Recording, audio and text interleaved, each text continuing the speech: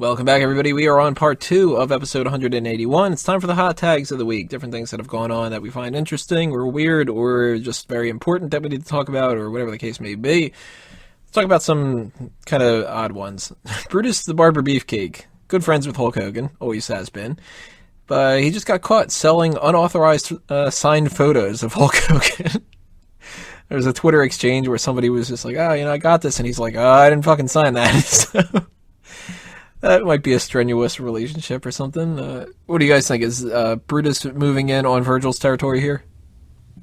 Hulk Hogan money? Give me some of that money. I wonder if there's like conversations where the Nasty Boys and Brutus and the other people that are like still like good buds with Hulk Hogan are just like, so how's it being in WWE again? Got any open roster spots? Come on, you were able to get me a job at TNA. Yeah, I like bled that company dry. You can't do that with this one too. I think this is a weird situation now. I lost interest after you said the Nasty Boys, just like an instant turn off. Yeah, they're one of the worst tag teams of all time. Let's just talk about how terrible the Nasty Boys are. I remember this one time they tried to have a hardcore match and they couldn't even put someone through a funnel stand right. Yeah, that sounds about right. And there was that time that they were fat and talentless. Man, that was a terrible time. Oh, wait, that was their career. Does anybody have any good Brutus the Barber Beefcake jokes? Beefcake! Beefcake! I got a South Park quote, that's about it. It's about all I had to. So. Yeah. That's a South shame. Park. I was hoping that there would be some good ones. South Park, that's a good show. Oh, there's another thing that's going on that's funny with Hulk Hogan. He claims that he turned down UFC, that they offered him a deal back in the day, and he was just like, it's too violent, they don't take care of their guys and stuff. UFC, of course, is doing the same thing, where they're like, no, we never, ever approached Hogan. I'm inclined to believe UFC. You guys in the same boat? Yeah, Hogan I can't really see Hogan doing that, because when UFC was, 93. So this would have been really early on, if anything. And even then, I can't see them really offering that to him, and I can't see him being in it, let alone doing well. I don't know. What do you think? I think there actually might be some legitimacy to this, because you got to think when UFC was starting, they needed stars. Eventually, they made their own. That was fine. But for when they were starting, I'm pretty sure that's around when Hulk Hogan was a free agent. He had left WWE to go do some movie shooting. Which he was ripe for the taking by somebody else. I'm sure UFC approached him. They probably just couldn't afford him. But you know who could? Ted Turner. So I think it might be legitimate. And, 15 years later, of course they're going to deny that. If anyone was to do that, I expected Pride Fighting Championship to do so. They had a lot more money at the time. And Hogan would have never joined the UFC. Regardless if they did make him the offer or not, simply because there's no money in it during that period. They had legitimate athletes kicking the fuck out of taxi drivers back in those days. There's no way. I really doubt that Hulk Hogan was ever offered that position. And if we're going back to then, this was like pre-Fertitta Brothers and pre-Dana White days. So who's to say he would have fought? What if they would have brought him on as like a host or announcer? That's more believable. They didn't bring in any too... the first pro wrestler they ever really brought in was Josh Barnett, and he was always somewhat of an MMA fighter back in the Pancrase days, so I doubt the story has any legitimacy. They might have put feelers out to him, but I don't think there was any heavy negotiations. But of course, this is coming from the same guy that was going to be the drummer or the fucking bass guitarist for Metallica, so fuck Hogan. And he was the, going to be the main character in The Wrestler and so many other things. He did do Pastamania, though. See, regardless if this story has any truth to it or not, it's immediately devalued by Hulk Hogan's track record. Mm-hmm. Oh, yeah. I'm just saying that's why there's a lot of opportunity for this one to actually be real, though, as opposed to, like, him joining Metallica, which is like, no way.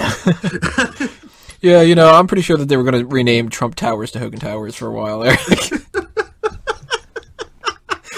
President called me up back in the 80s, and he was just like, I can't do this. I think you need to take the spot. And I was like, no, Mr. President, and I got a title to defend. I'm curious about this taxi driver fight thing, though. They're the guys that do the night fights, right? The UFC does that?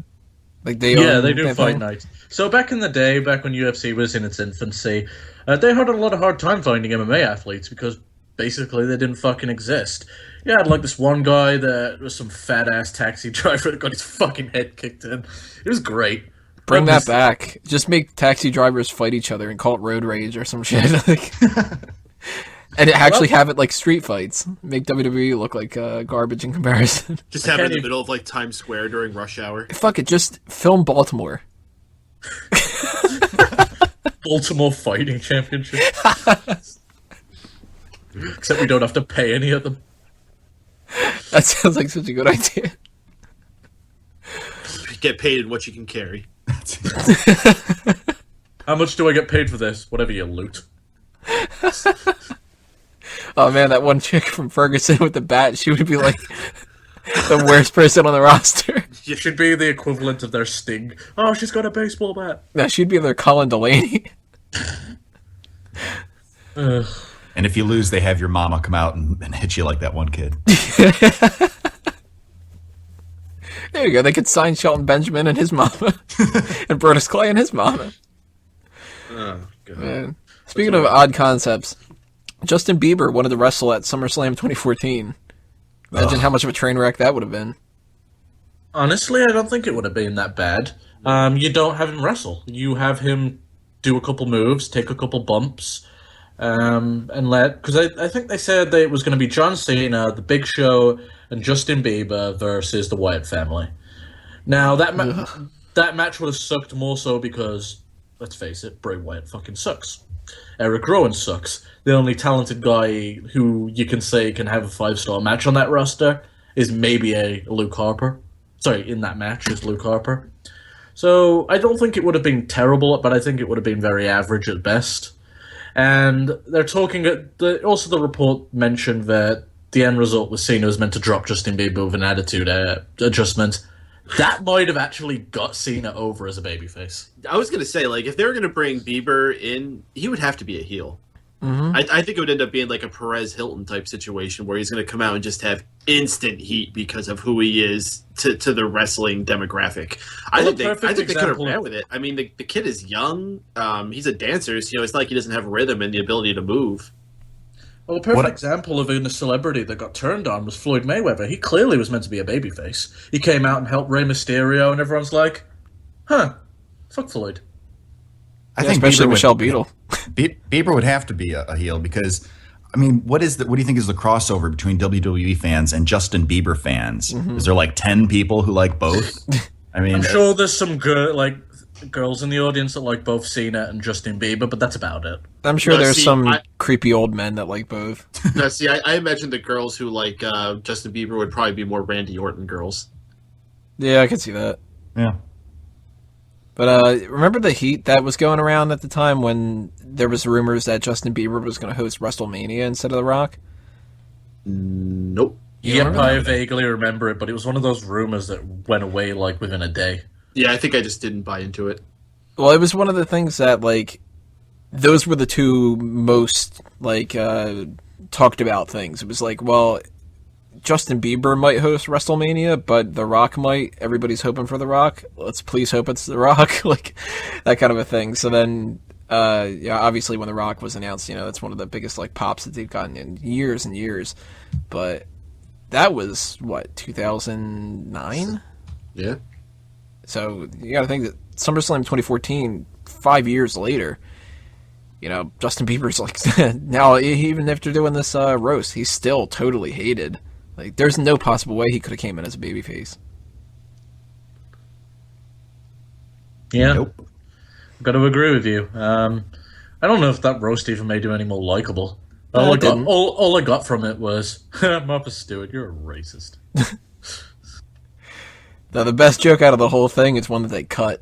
And it was Jeffrey Ross was mentioning about Ludacris, and he said something about Paul Walker. And they were all like, oh, and he was like, oh, what, too soon? Too fast? Too furious? That's all, man. It's worth the entire roast. I didn't get right to the end of that, but from that whole roast just seemed like to be the fuck Kevin Hart show. Hey, you know what's short? Hey, Kevin. Kevin, you're short. Basically. And then anytime that anything would happen with that other comedian, what was his name? Shit, the one who called out Bill Cosby. That was the big joke with him. It was just like, yeah, you fucked Bill Cosby, didn't you? Not a good roast, but let's see what else we have here. Global Force Wrestling has announced some of their roster, not all of it, but they've said that Chael Sonnen is going to be the expert analyst, or at least one of them. That Rosita, Thea Trinidad, and Lady Tappa are two of their women. I don't know what they're going to call them. If they're going to call them, like the Divas Knockouts kind of thing, if they're going to call them something else, or if it's just going to be the women's division. How about you call them wrestlers? Right. And refer to the women wrestlers? Just saying. Yeah, I could see them thinking of some kind of a name, though. Let's see what else we have here. We have, he's going by Davey Boy Smith Jr. now. D.H. Smith, Harry Smith, David Hart Smith, whatever you want to call him. And his tag team partner that he's been pairing with for quite a while is Lance Hoyt, who was Vance Archer in WWE for a little bit. We've got Carl Anderson and good old Luke Gallows. They're another tag team. Apparently they're both in the Bullet Club. Who else do we have? I don't know how to pronounce his name for sure, but his nickname is Moose. He's some guy who's been a part of Ring of Honor for a little bit, and he was a former lineman for... We want cheeseburger. Yeah, good old cheeseburger. Am I forgetting anybody? No, there wasn't too many announced. As far as who has been so far, I like the Killer Elite Squad. David Hart Smith has done a lot of good stuff with Lance Hoyt against... I think it was Nakamura, and I can't remember the other guy's name, but there's been some interesting matches they've had, so I'm all for them joining. As far as the Bullet Club goes, I think they're a very overhyped faction. I'm a big AJ Styles fan. I couldn't care too much for the rest of the group, but if they want to bring in a lot of different tag teams from different organizations, then I'm all for it. There actually are two people that I'm forgetting. Justin Gabriel and the Masterpiece, Chris Masters. Oh yeah, he's called PJ Black now, isn't he? Yeah, and Masters is going by the Adonis Chris Mordetsky. God damn, it's a lame-ass last name. That's his real name. Yeah, it's fucking lame. Yeah. But for a while, he was going by Chris Master, because if you took the S out, it didn't count as like an infringement thing. I would have just put a Z there. And Luke Gallows was going by Luke Gallo. It was like, oh man. At least he's going by Doc Gallows, which is, one name from TNA, one name from WWE. That makes sense. But the Adonis, Chris Mordetsky, and PJ Black. Yeah. I don't know. My impression of this, I wrote an article in the Wrestling News, and you guys can check that out. It's got more in-depth of each individual person. I think this is a pretty good group overall. It's not amazing. The best person on the whole thing is probably Chael Sonnen. If not Chael Sonnen, then probably Thea Trinidad. She's young. She was good in TNA for, as much as you can get out of TNA. And I like Luke Gallows. He's good. Never had a problem with him. For those that have never heard Chael Sonnen do any commentary, he's actually pretty good. Him and JR commentated a MMA event not too long back, and they did very, very well together. If they could get JR on board, because I know he has the connection with Global Force through that New Japan Pro Wrestling event that he did, then I think that would be a really awesome team for them to have. I mean, no one screams legitimacy more than Jim Ross, and Chael Sonnen is one of the most fondest characters in all of MMA.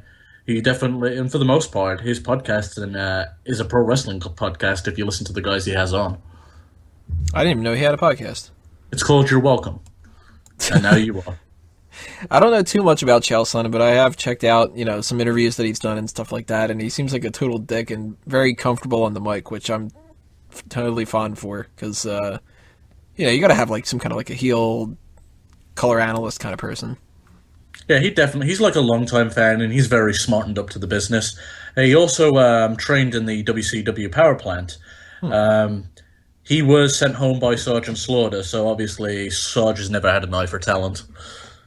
Fucking Magpies Radio. Up, maggots. Anybody have any thoughts on GFW? That's still awkward to say.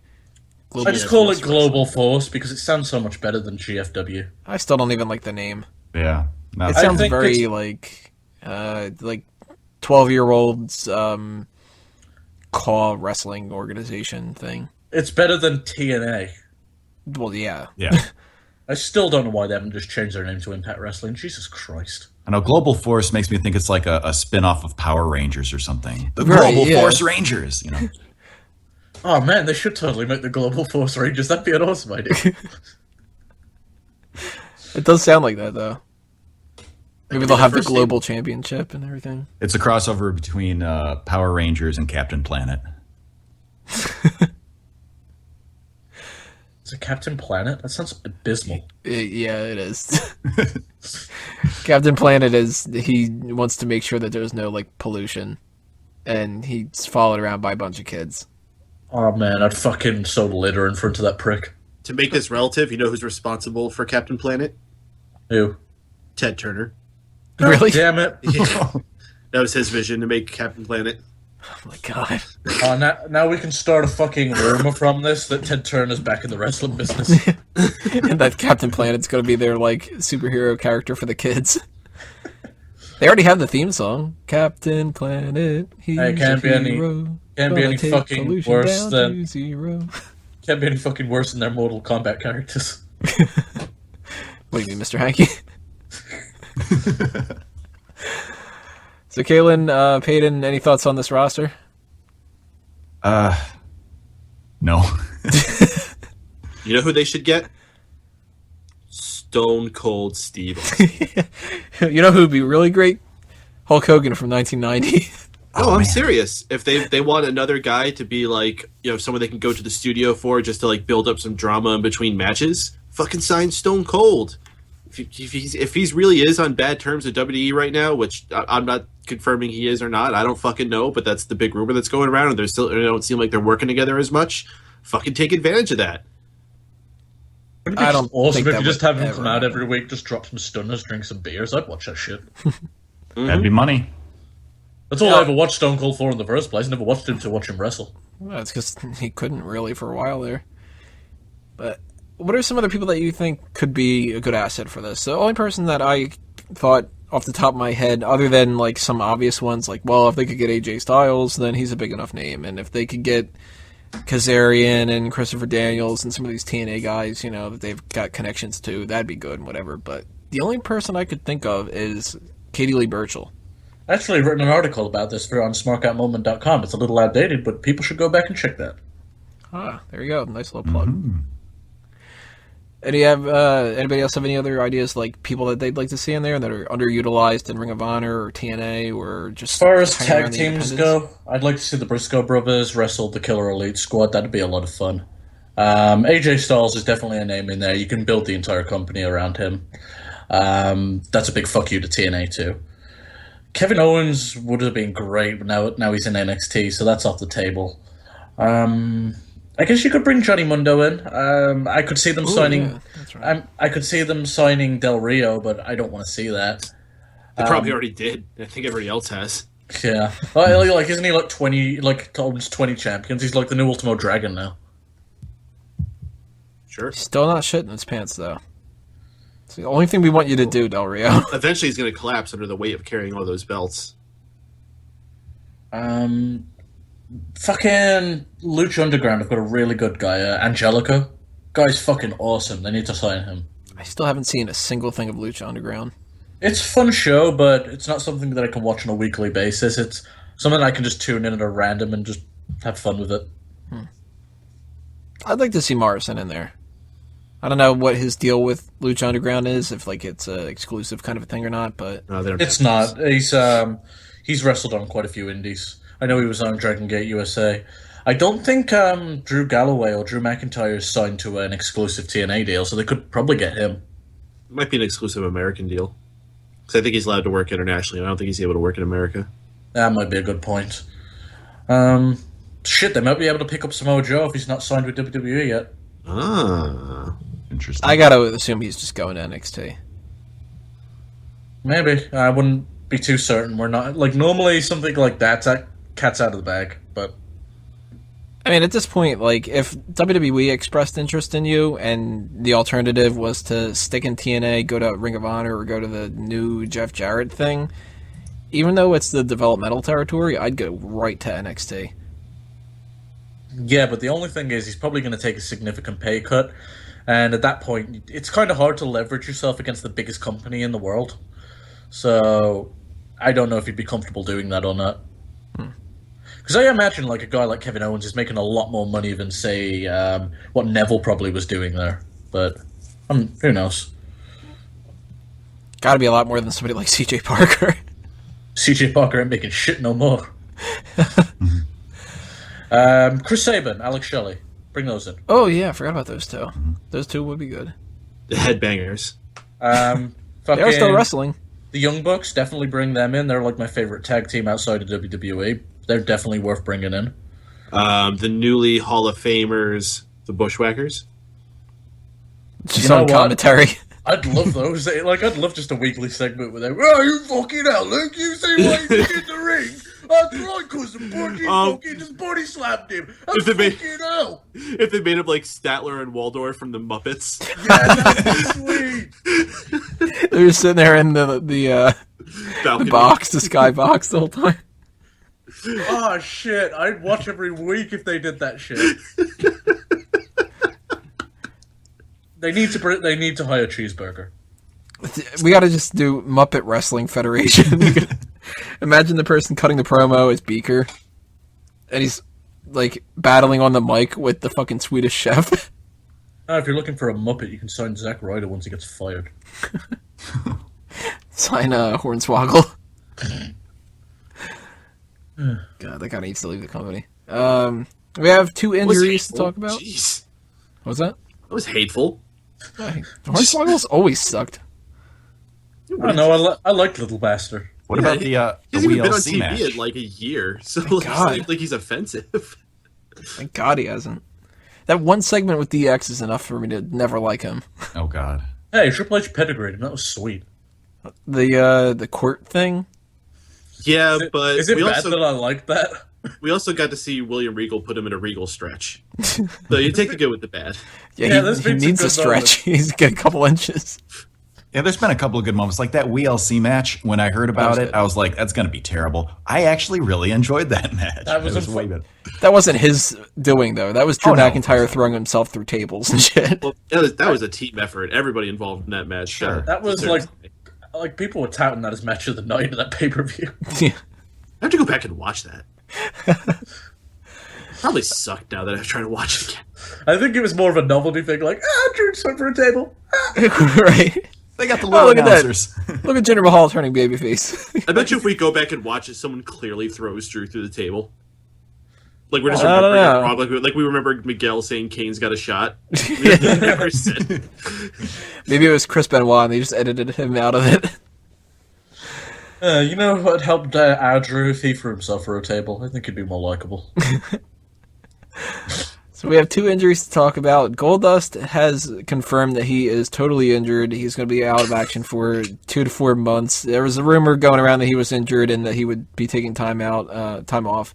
But, now he officially just says it.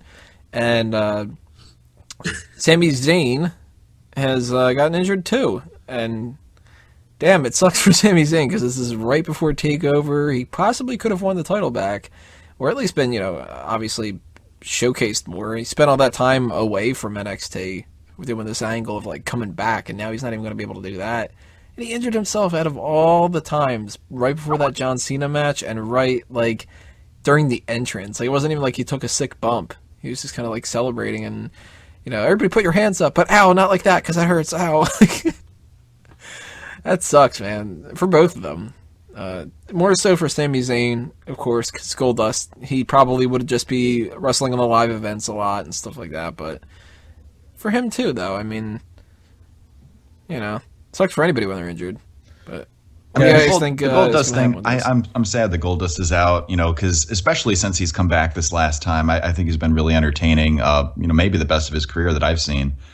But what they were doing, how they kind of screwed up the feud between Stardust and Goldust, they kind of fucked that thing up and blew their load too early. And there was really no real resolution. That last match they did was kind of had a joke ending. So maybe it's good that he's off TV for a while at least. I mean, it sucks that he's injured, but I think it's good to keep him off TV because that way, if and when he's brought back, it'll be a little more fresh. So maybe they can run with it at that point. As far as the Sami Zayn thing goes, I mean, like I watched the match on Monday. I thought it was, considering that he was injured, I thought he put on a hell of a match. It wasn't quite to the level like where if he wouldn't have been injured, it would have been. Obviously, because I really like Sami Zayn a lot, and John Cena can work well with just about everybody, I think. So it was a good match considering he was injured. It really sucks for him. Like you said, TakeOver's coming up here. I'm not really sure. Have they announced about what they're going to do with that? Is he on there for sure? Is he off? What are they doing with that? The rumor going around now is the number one contenders match that they've got going on with Hideo Itami, Finn Balor, and Tyler Breeze could possibly be that they do that at the beginning of the show, and the winner faces Kevin Owens at the end of the show. And that way, nobody looks weak losing to Kevin Owens because they already wrestled. Right. Yeah, that'd be a really good idea. Actually, I could see them doing that. That wouldn't be bad booking. So just best of luck to the guys. Get well soon, both of them, and hope to see Sami Zayn, make it to the main roster sooner than later. That's what I want to see. One of the joke sites posted, Sami Zayn demoted to main roster was the headline. I like that. So, but no, I'm looking forward to that. It's a shame that it happened in the situation that it did. I posted a GIF, and all he did was fucking wave his arms a little, and then he was like, "Ow, ow, fuck." I feel bad for him. Big night. Gets to wrestle John Cena in Canada, and he gets injured from nothing. I don't know what they're going to do at NXT, but in the long term with his rivalry with Owens, it could benefit him. It's pretty much been that Sami Zayn finally got out his win for the NXT title, and then Kevin Owens just turned up and fucked it all up for him. And now he's been on this downslope of being injured, and now it's happened again. So when he finally gets his match with Kevin Owens, if he wins, it'll be huge. I could see Kevin Owens being brought up earlier than Sami Zayn, to be quite honest, just because I think there's more you can do with a Kevin Owens. I worry that a guy like Sami Zayn will get lost in the shuffle. As far as Goldust goes, though, I really don't care. I've seen everything that I want to see from him from his entire career, and the last thing I kind of wanted to see was him versus Cody. Match fucking blew. Peyton, what do you think about these two injuries? Well, I like how you said Goldust is totally injured. Like every bit of him. Every fiber of his being is injured.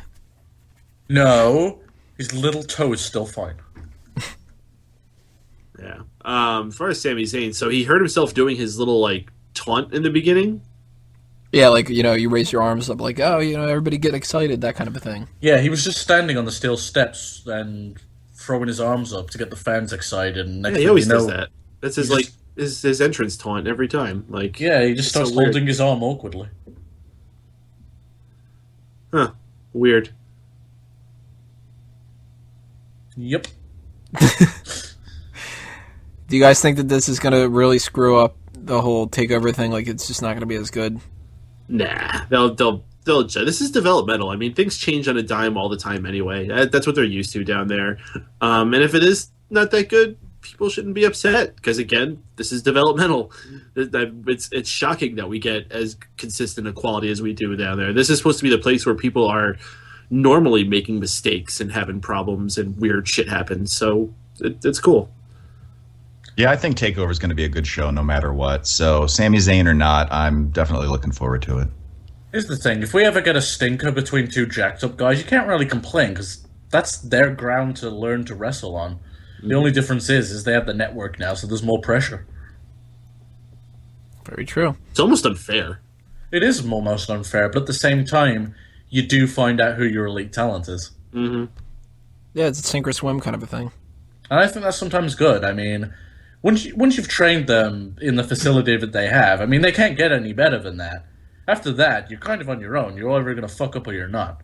Yeah, because it's not like they're signing him for a contract and they're immediately putting him in a title match on NXT. They're going through the Performance Center. They're doing, live events ahead of time. They're wrestling in the back. They're training before the shows. Like, And what they're you getting gotta- their practice and stuff. It's, Back in the territory days, it was quite common to have your first match on a televised event. You would probably be jobbing out for some big fat guy that was over in the territory.